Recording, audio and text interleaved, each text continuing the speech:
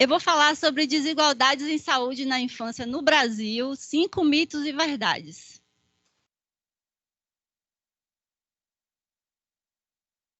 Afirmação 1. A mortalidade entre menores de 5 anos foi reduzida de forma igualitária para toda a população nos últimos anos.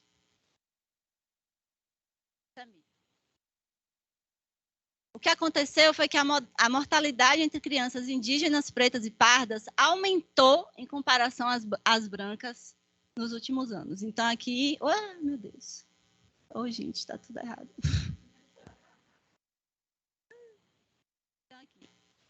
Subindo significa que aumentou. Aqui a gente tem as mães, as crianças filhas de mães brancas aqui na linha azul. Então, a gente percebe bem que as indígenas pretas e pardas houve um aumento em relação às brancas nos anos em que a gente estudou, que foi de 2012 a 2018. Afirmação 2. As crianças quilombolas de 1 a 4 anos têm maior risco de morte do que as crianças brancas da mesma idade. É verdade. As crianças quilombolas de 1 a 4 anos têm cerca de 200% maior risco de óbito do que as crianças filhas de mães brancas de 1 a 4 anos. Terceira afirmação. No Brasil, as mortes de crianças por diarreia e desnutrição não são mais um problema relevante de saúde pública. Isso é fake.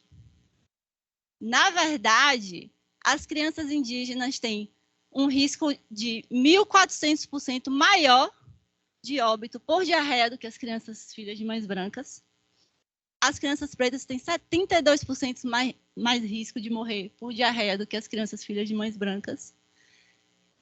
As crianças indígenas têm 1.600% maior risco de óbito por desnutrição do que as crianças filhas de mães brancas. E as pretas, 200% maior risco de óbito. Quarta afirmação.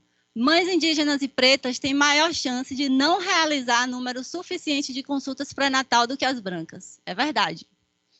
As indígenas têm 58% maior chance de não realizar o número adequado de consultas em relação às brancas, e as pretas têm 54% maior chance de não realizar do que as brancas.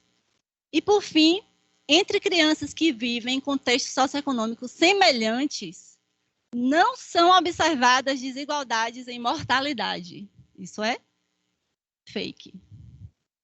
Na verdade, os fatores socioeconômicos entre crianças que vivem em contexto socioeconômico semelhantes são diferentes. As crianças indígenas, por exemplo, 31% dos óbitos a mais em relação às brancas são explicados por fatores socioeconômicos. Já entre as pretas, 17%.